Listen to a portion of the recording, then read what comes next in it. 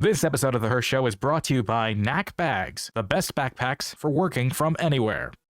From the Empty the Bench Podcast Network, straight out of New York City, it's time for The Hirsh Show.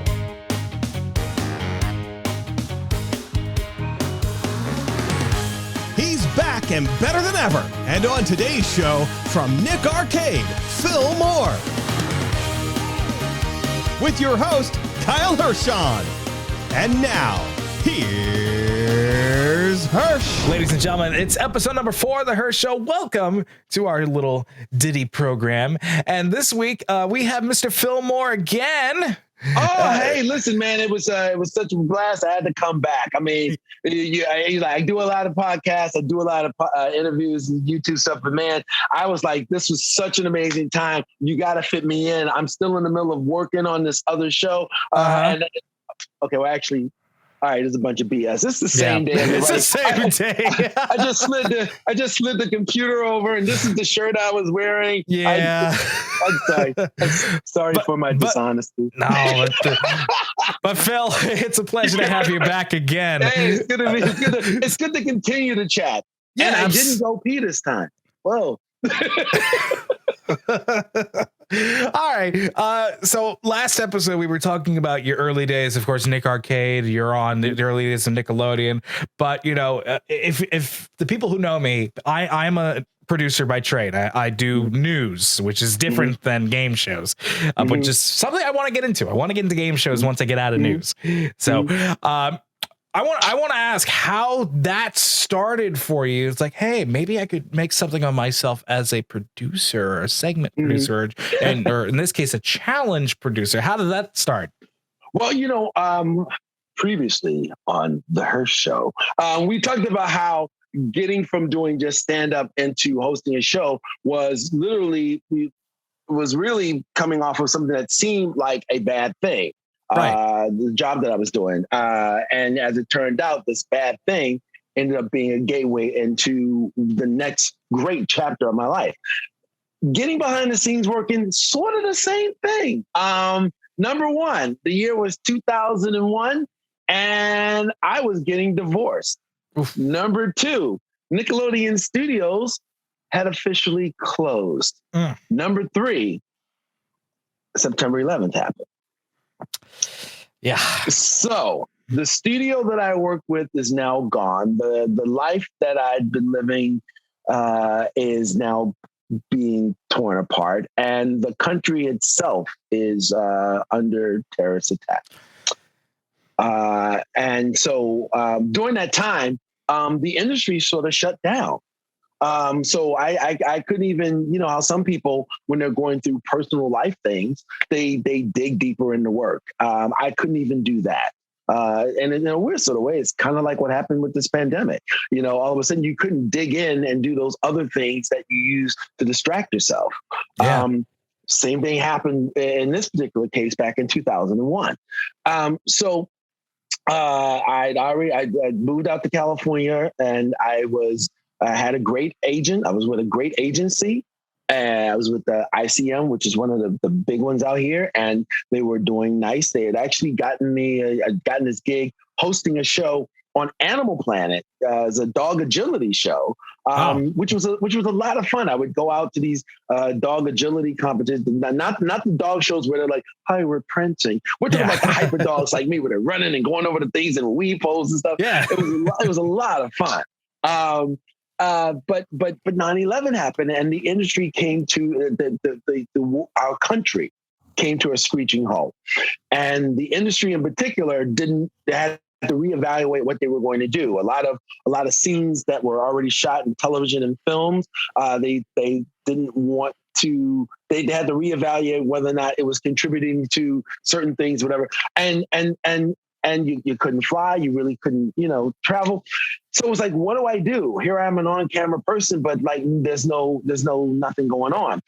And when the world started to get back to some degree of work in the television and entertainment business, there were so many people who were way above little old Nickelodeon Fillmore guy, that they had been out of work, and so agencies began prioritizing their top tier clients, which makes sense. I mean, I was repped by the same agency that repped Denzel Washington. Yeah. When it comes time to see who you start like putting back out there, you take care of your $1 million clients first. So I'm saying that to say, I get it, and it makes perfect business sense. Yes. So now I'm sitting here going, okay, so I'm waiting still. The business seems to be back up and running, but I'm still waiting. I'm not being sent out on auditions. I'm not getting sent out on stuff because they're restructuring everything. So what do? So a friend of mine, ironically, the same executive producer that was the guy that was the executive producer of You're On, the one that told my son, dump all this crap on your dad. He was in Los Angeles, and he was the executive producer of a show which I like to call the predecessor to America's Got Talent. It was a show called 30 Seconds to Fame. Oh, wow. Where the host would stand in the back while the acts were out on stage. And just like on America's Got Talent, they turn around and talk to the camera. Oh, he's really doing good, isn't he? Look at it. Oh, look at him. That kind of stuff. This show sort of introduced that. And he got a call to me because he wanted to know if I was, he knew, of course, you throw out all the feelers to everybody going, I'm looking for work, please. And he said, I want you to come out and take a look and see if maybe you can help coach our host, because if that behind the scenes stuff really requires great improvisational skill. Right. And so when I got there, we watched the taping, and we watched some of the rehearsals. And the way the television works is there's a thing that they do called like camera blocking. And they do this in rehearsal so that they know that if you do a flip, the flip and land, they know to have a camera there because that's where you're going to land. Right. So they do a rehearsal so they can figure out where things need to be to get those fantastic shots that we enjoy at home. And here's the big part. Mm-hmm. Whatever you do in rehearsal, you have to do when they actually are shooting the show. Right. Because you don't want to change up. A camera's here waiting for you to land here, but you decide, no, I'm going to go this way. Yeah, and you're blocking cameras. Yeah. So say all that to say this. I was watching the rehearsal, and I was watching the various acts, and they were doing camera blocking. And I was sitting there just making comments, sitting with the executive producer. And we were laughing and we were joking. And he says, write that down. That's really funny. And I'm like, well, that's me saying it. But, your host has to be able to say it on the spot. And this is when we coined the phrase, we'll write ad libs, which is an oxymoron.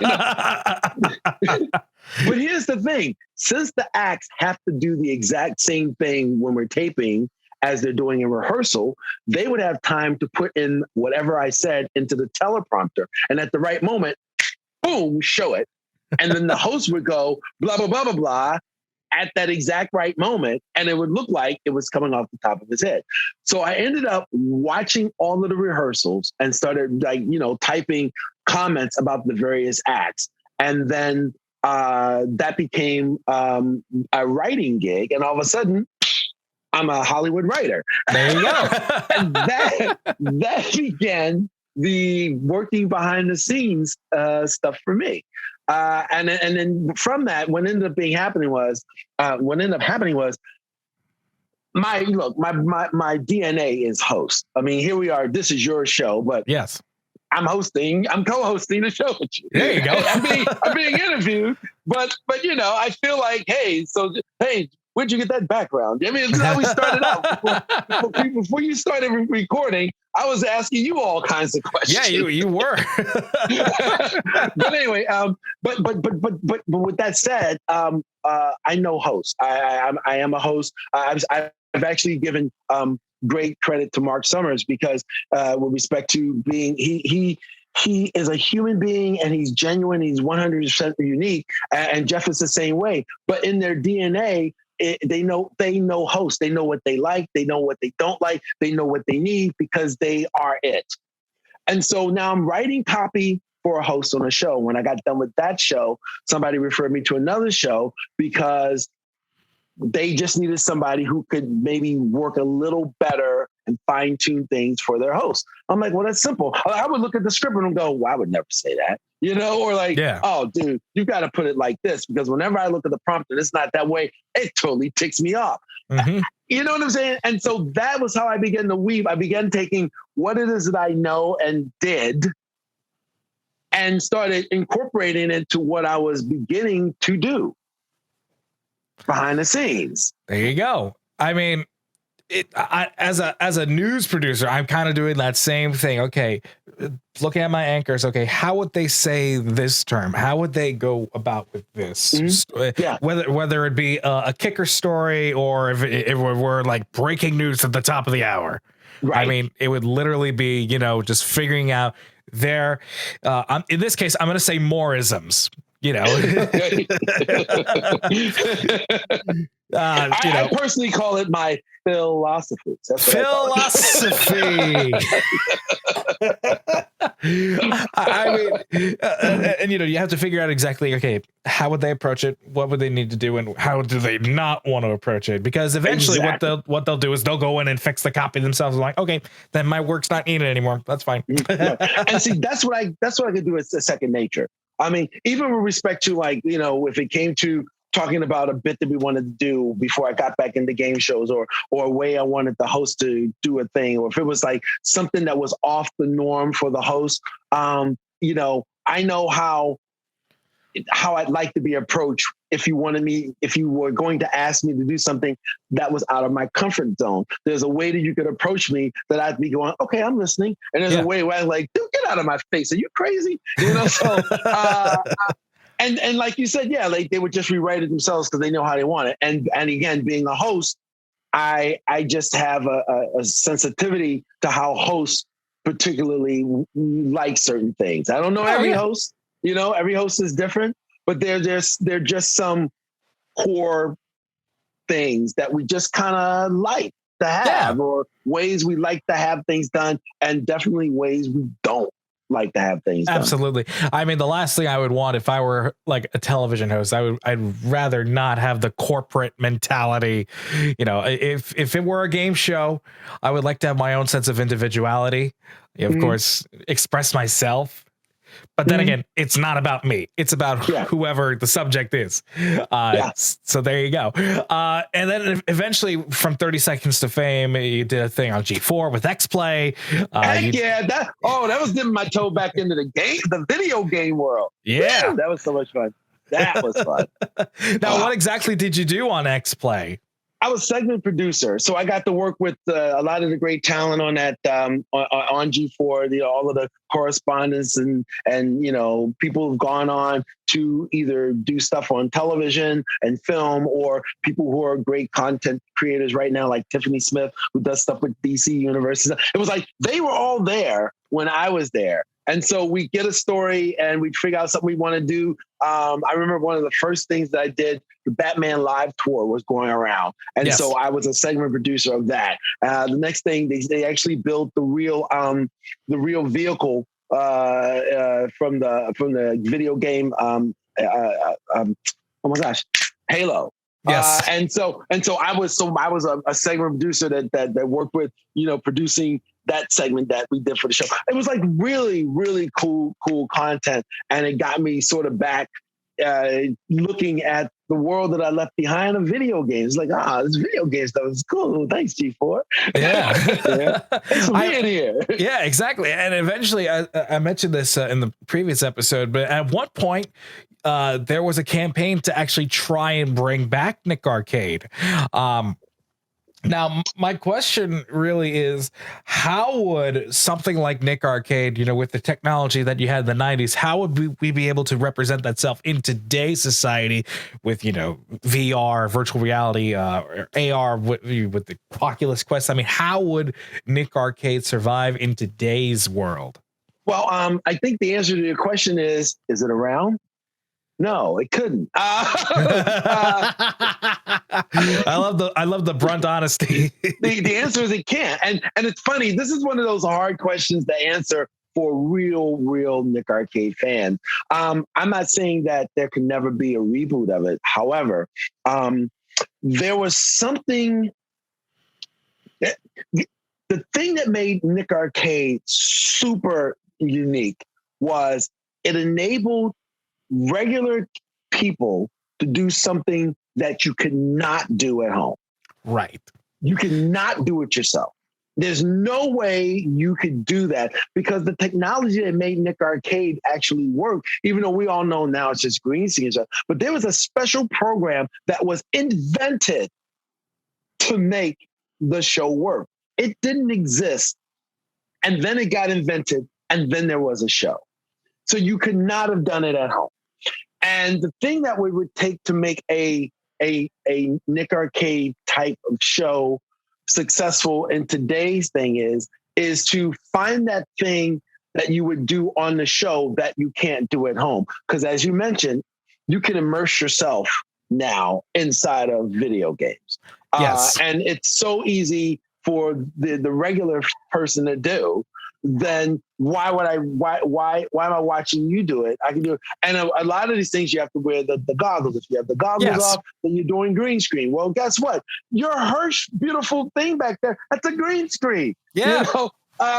So it's like people have access to it now. And so the one thing that I'm brutally honest about, look, I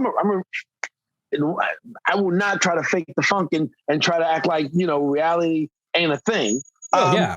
You got to be able to do something that makes it unique. You can't just cut and paste what we did before because everybody at home can do phenomenally better than what we did back in 1991. Of course. So that's the thing. So it's about cracking that solving that piece of the puzzle, which I don't know if you want a little like inside scoop, sure, but I'm working with a team of virtual metaverse developers right now to create that new extra thing that might make a Nick Arcade reboot happen.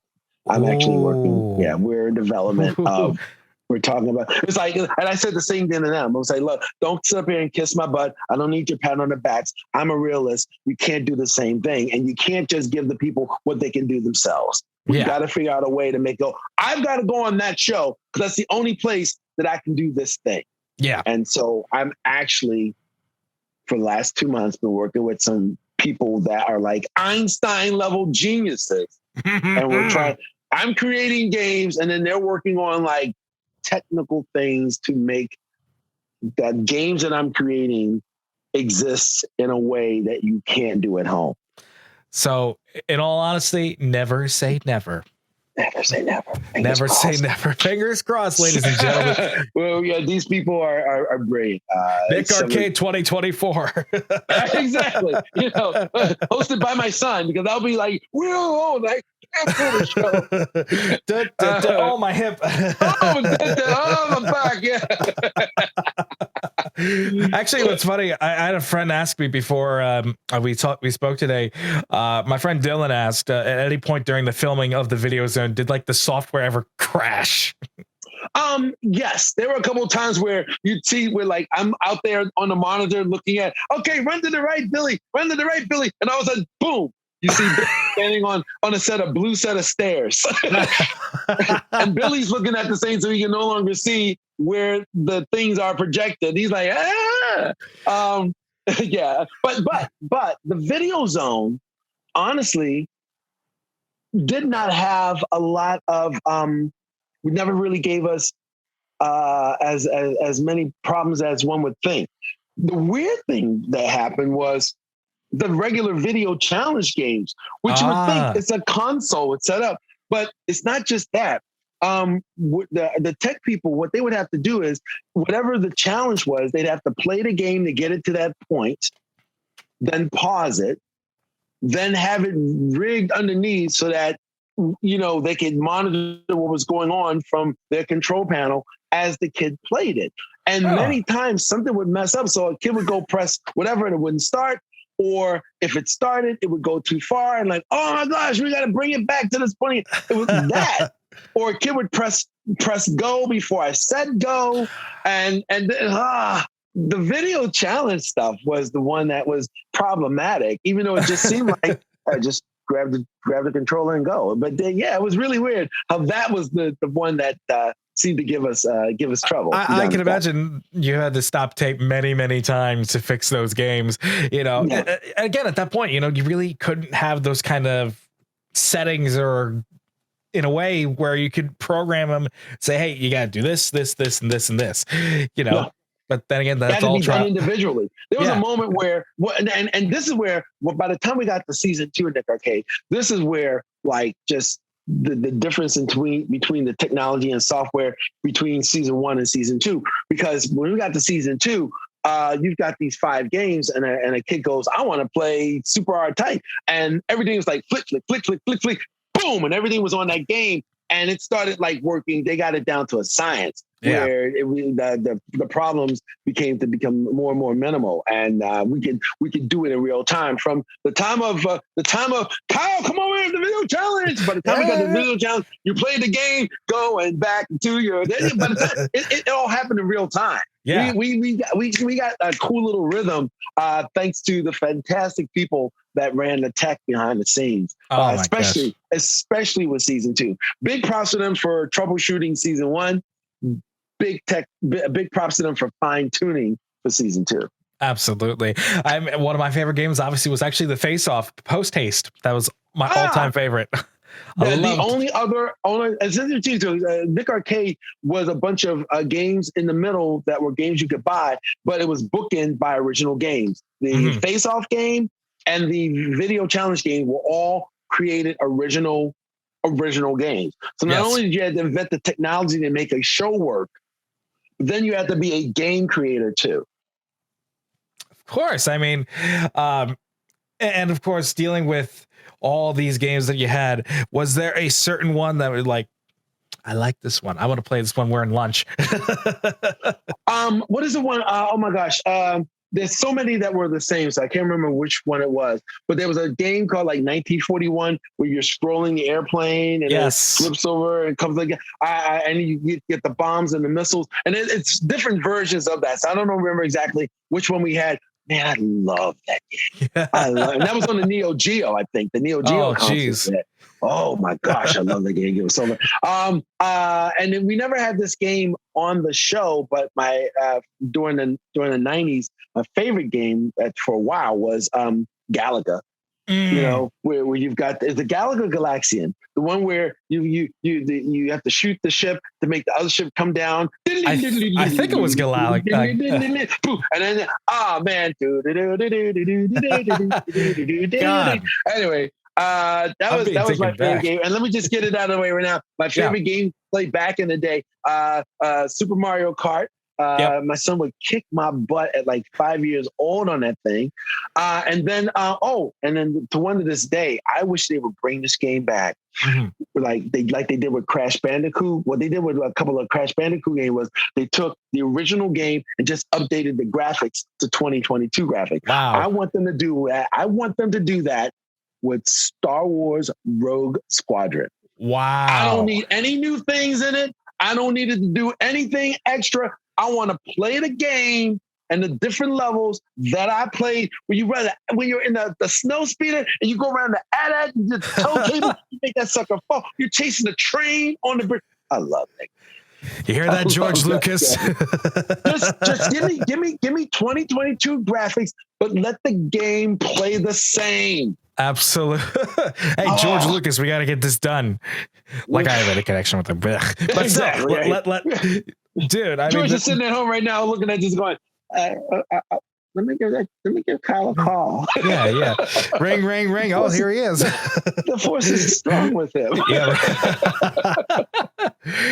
and stepping aside from TV, actually at one point you started getting back to doing live appearances. I remember you started doing stuff with Let's Make a Deal Live. I know you did stuff with, did you do stuff with Price is Right Live? No, not Price is Right. Let's Make a Deal Live, Family Feud Live. There you go. Yeah. All that's under the umbrella of the Fremantle Company. They do all of the big hit game shows. They do Let's Make a Deal TV show. They do Price is Right TV show. They do the reboot of Supermarket Sweep. if it's game shows, man, oh man, they're doing it. They're the king. Yeah, they're the absolute king. But yeah, so it was kind of fun to get back to do that. It was one of those moments where I wasn't trying to get back and do it, but the people that were in charge of that were people that were from the Orlando time who were now doing these live versions of game shows, and they said, "Hey Phil, do you still like host?" I'm like, just at a dinner party, I'm hosting. Just go. If you've ever sat across from me at a table having a cup of coffee, I'm hosting. Just like I said with you. So it doesn't get out of you. You know what I mean? If it's really who you are, like, it doesn't get out of you.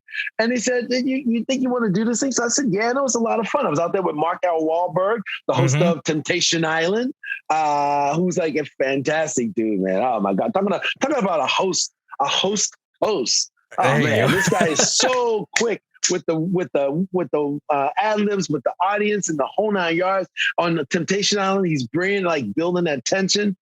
Man, he's just another line of the great hosts that are out there working. Oh my gosh! But it was a lot of fun being out on the road with them, doing these shows. Let's Make a Deal live and Family Feud live. Those are a whole lot of fun. Oh my gosh, yes. I never got to see Let's Make a Deal or Family Feud. I did get to see Price live. Lots and lots of fun. Todd Newton was hosting. Yes, Todd. I love Todd. I actually met him last year doing something like this. Yeah, he does. It's like, again, Fremantle's really good at grabbing people who know how to host, do that is in their DNA, and even though they're not the host you're used to seeing on TV, they know games, they know game shows, and they're great hosts. Oh yeah, absolutely. That's brilliant. Absolutely. When we come back, we're going to talk more about, I want to talk about Tuned In, because that's a fun show that I've been checking. Yeah. And, not many people get to talk about Tuned In. And Nicktoons on Tuned In. Look at that. Nicktoons. I'm repping the Nicktoons. Let's see if you can name all of those before we go to break. We'll be right back. Oh, yeah. Oh, my gosh. This one here's Hey Arnold. You got Rugrats. You got Rugrats again. Wow, Thornberries. Around Thornberries. Who else we got here? Ren and Stimpy. Who am I missing? You know who's not on here? There's no Real Monsters on here. No, there's not. Look at that. Man. Real Monsters. Yeah. We'll be right back. Hey everyone, it's Hirsch. I want to take a few moments of your time to talk about today's sponsor, Knack. If you're like me, I'm constantly on the move, whether it's for business, leisure, or any sort of thing. And because of that, I need to carry my electronics with me. I have a laptop, I have a tablet, of course I've got my cell phone, but I want to tell you about our sponsor, Knack. They have created this beautifully designed bag. And what's really cool about these is that there's no need to choose between style and functionality. These bags are designed for professionals in mind with function, convenience. It doesn't make you look like a student, so that's really nice. With this patented design, Knack is the first backpack that expands. I mean, look at this. I mean, there's so much room in here that you could put anything in here. And it's got a professional appearance to help you look your best, whether you're in the office or you're out in the world. Get a Knack bag today and stop worrying about, the life essentials and stuff, making sure that everything you carry is safe. And if you go to knackbags.com and enter the promo code Hirsch for a limited time, you will get a free gift. This TSA approved lock. Just add the TSA lock to your cart with your bag of purchase. I mean, I got this beautiful olive green. They come in black, they come in blue, tan, gray. So many amazing colors to choose from. Again, go to the website, knackbags.com, enter the promo code Hirsch, and you will get a free TSA approved lock. And now, back to our show. All right, thank you to our sponsors at Knack for sponsoring this episode as always. Thank you. Keep on. Now I'm afraid if I show the bag, it might. Oh no, it's actually going to capture. It's a green bag, but thank you, Knack, for the bag. Boom. Thank you, Knack. Those of you who know what I was doing, So actually, last year around this time, there was a new show that came on Nickelodeon. You were one of the producers for it. It was a show called Tuned In. Yes. I've never seen an episode, but I was looking at from what people were telling me about it. Like this is this could be a really big thing with the old generation and of course the new generation. Of course, there's games involved, there's slime involved, there's prizes involved. Tell me more about Tuned In and how y'all came up with this format. Well, Tuned In was the first show that I got to work on, as I like to call it, back in the real world. Yes. The season 1, we started shooting at the top of 2001. I'm sorry, 2021. 2021. Yes. 2021. And let me do the whole thing again. You're going to edit this. Tuned In, we started shooting in 2021. First time back into a real studio. The actual project was brought to me because since people were trying to figure out how to do shows working in this, at the time, quarantine environment, I think the original idea was to have all of the contestants be at home and you could show them various Nicktoons and we would come up with questions that had to do with those Nicktoons. Then it became, well, what do you do with them to make it more Nickelodeon-y? And it would be like, well, maybe we could have, we could send them various things. If you get a question wrong, you have to maybe pie yourself, or maybe we could send them little things of slime, and because originally it was going to be a game where people were at home, almost like Kevin Hart's Celebrity Game Face, which I actually worked on also, where everybody is at home. But from the time of this original idea was pitched to Nickelodeon to the time we got going, it seemed like the world was sort of opening up again. Yes. And so the decision was made to go back into the studio with the most strict COVID protocols that were could have been in place at the time. I was actually trying to find a picture of me. I had on like I had on a yellow or orange suit and a face mask and a face shield, and it was like the whole 9 yards. And because we were dealing with kids, and so the kids obviously on camera would be unmasked. So everyone else, we took just tremendous time in making sure that we follow protocol, and it affected for the positive our own personal lives, because you on the weekend, if somebody wants to do something, you realize, well, I've got to go back in on Monday and be in this environment that needs to be up to COVID protocol. So maybe you can't go and to do the thing with these group of people. Maybe you maybe have to miss this thing until you're finished with the show. Right. But the idea was, and so once they decided to go back into the studio, then it became, all right, so we're going to ask questions. It's going to be based on Nicktoons. Nickelodeon owns Nicktoons, and so you can just pull them out of the everywhere. It was a way to incorporate the modern stuff that the generation that's watching Nicktoons now knows, and also slide in some things about the Nicktoons that you and I are more familiar with. So it's a great way to blend the old with the new. And then the big thing was, well, we were going to have them do kind of funny things to themselves at home.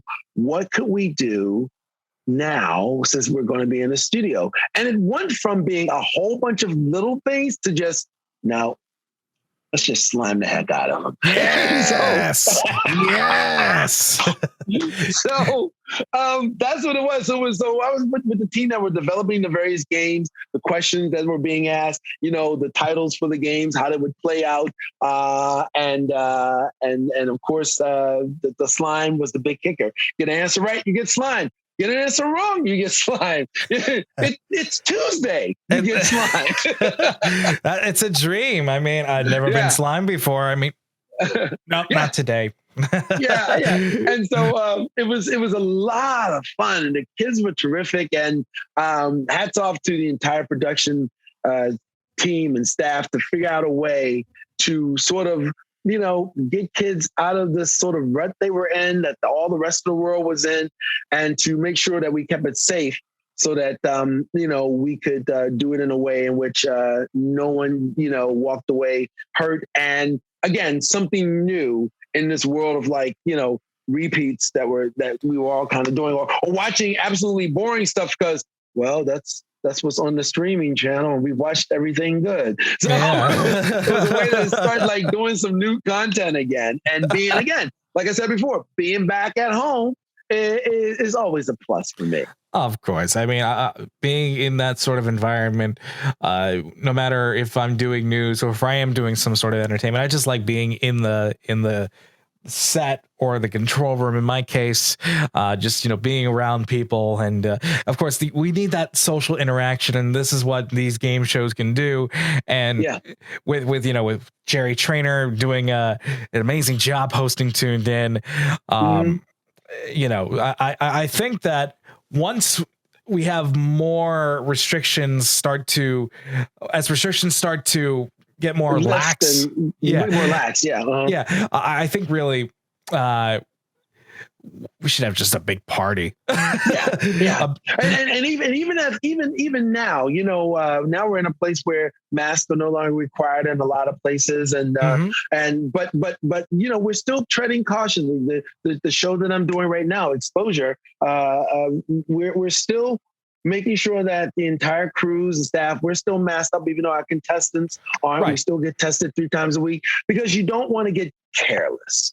Exactly. That's what you don't want to do. Because if we're coming out of it and things are getting lax, we want to keep going in the direction of getting back to normalcy, not get careless and send us spiraling down that crazy road again. Of course, because that happened last year, and see, I'm watching an episode of Tuned In right now, and everybody just got slimed.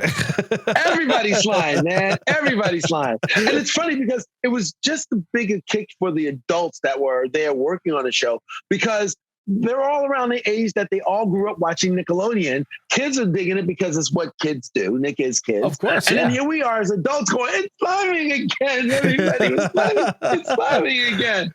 Oh man, it was really it was just the shot of adrenaline that a lot of us in this business needed. Not just to be working on a show, because a lot of us have been working on shows from home, myself included. Of course, yes. But to get in my car and drive to the studio again, and to just be back amongst people, creating amazing, fun content was just a joy, man. Absolute joy.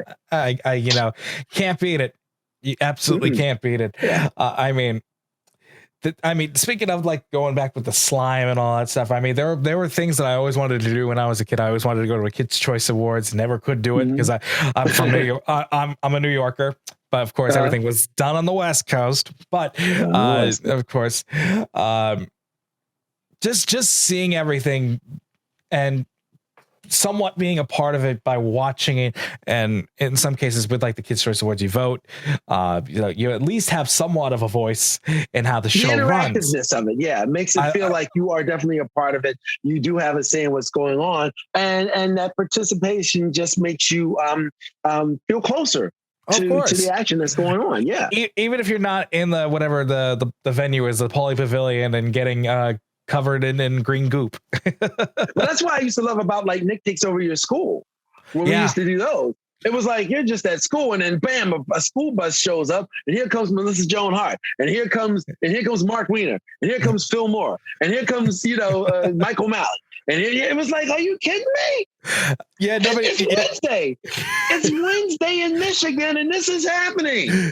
Yeah, no idea how many times I would write in to have my school get picked, and I'd be so disappointed. Like, no, I want my school. Darn it! I wrote 100 box tops. I sent it 100 box tops. I mean, man, it was a lot of fun. Yeah, that interactivity, like you said, I loved it. The idea of being connected and right there with it. It was so much fun. Absolutely. And to finish everything off, really, I think really in a matter of the fans just is happy to see you still doing the things that you do, whether it's at a Comic-Con or if you're even doing something on the side on a TV show. I mean, what do you have to say to the fans who have been behind you for the last, in this case, 30 years? Oh, wow. Look, I'll say it. I said it on the previous episode, and I'll say it again. 90s Nickelodeon fans are the best fans in the world, period. I don't mean Nickelodeon fans. I mean better than sports fans, better than rock band fans, because there's something that about them that's more genuine than I've seen in other things. Not saying the other things aren't genuine, but they're devoted, they're committed, and they love what they love, and they love it in a fun way. Sports fans can love what they love, and next thing you know, there's a fight in the parking lot. Yeah. Nobody's fighting over Ren and Stimpy. Nobody's fighting Micah over. Should have gone left instead of down. No, exactly. Nobody's getting to a fist fight because it tuned in. You know what I mean? It's not going to happen. No. They're fans, and they're fun fans. So like I said, this year, January of this year marked the 30th anniversary of the premiere of Nick Arcade. And the mere fact that this show that really didn't get sort of the marketing push that some of the other shows did, that it's still spoken of with the same sort of regard and love as shows like Double Dare and Figure It Out and Legends of the Hidden Temple and Guts. It's an amazement testimony to the fans only. Because, I wasn't out there doing it, and the studio, gave us $4 for marketing. So the rest came from fans. Best in the world. Love them all. Absolutely. And now you can watch the whole series on Paramount Plus. Look at that. Yes. It's so funny because there are people who are in my life now who have kids that are in their 20s, so they never grew up watching Nickelodeon. They know that, quote unquote, Uncle Phil did a thing. And now they're watching it going, hey, I'm like, yeah, the songs. I was crazy. I mean, with Paramount Plus adding all these shows, that you could only really watch in the 2000s on like Nick Gas or something. I mean, I love seeing the original Double Dare and of course the new Double Dare come on. I love seeing Legends, Guts. I really wish they would Figure It Out, the original, and Jeff. Right, Jeff back on there. Thank you. It just brings me back to a time where things were much simpler. Things were more innocent. Well, and here's the thing. Those words are great, but here's the other thing too, because I've actually opened up my mouth a few times now as I've grown up doing what I do behind the scenes. Yes. And I've said this. I've actually used something from Nickelodeon that I've used when I'm in big, important meetings of shows that I'm doing now. And that is Nickelodeon just went out and said, we want to put out content. Our brand is this, but everything doesn't have to be the same. This is our brand. So when you come up with a Pete and Pete, and you come up with an All That, and you come up with a Double Dare, those three things are not alike at all. And yet they all do fit the brand of Nickelodeon.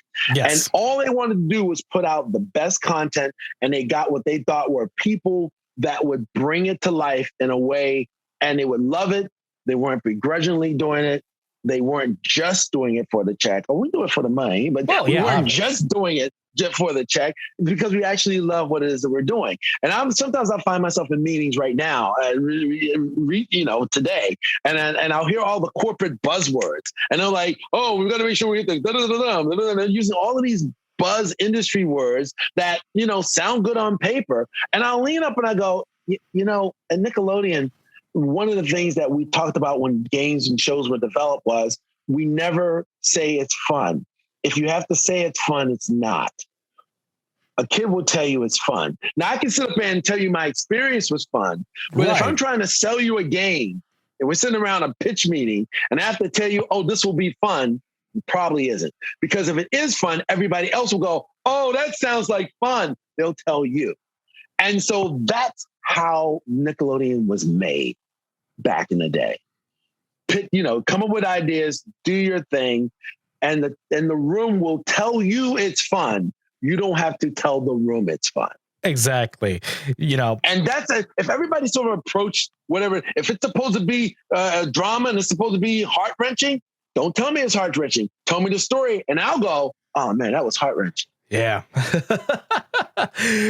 Ladies and gentlemen, Phil Moore, television extraordinaire, Nickelodeon Arcade. It's been such a pleasure talking to you today. And you know what? I'll take up on Lee's offer. Why don't we go to a Joystick in Burbank, grab drinks? We'll definitely do it. Definitely. And listen, you were mentioning back doing cons and doing gaming expos. Oh yeah. now that the world is opened up again, I'm actually doing one coming up in, I think it's May 13th, Friday, May 13th, at a place called Yestercades in Westfield, New Jersey. So if anybody's around that area, Yestercades in Westfield, New Jersey, I'm going to be there from like 5 to 8. Then I'm going to be over in Pennsylvania. No, York, Pennsylvania. Yes, York, Pennsylvania, at a place called Timeline Arcade. And that's going to be on May 14th. That's a Saturday from 2 to 5. So it's actually my first appearances since the world reopening. There you go. If you want to check Phil out, we'll put those in the description for you. But again, Phil Moore, thank you so much for taking the time today and speaking with us. Talking Nickelodeon. You're a fun dude, man. You're a cool dude. It was a blast, man. Oh, thanks so much. I'll do it anytime. And yeah, get your butt out here. We'll go to Burbank and have a drink. Yeah, absolutely. Yeah, let's do it. We'll see you guys next week.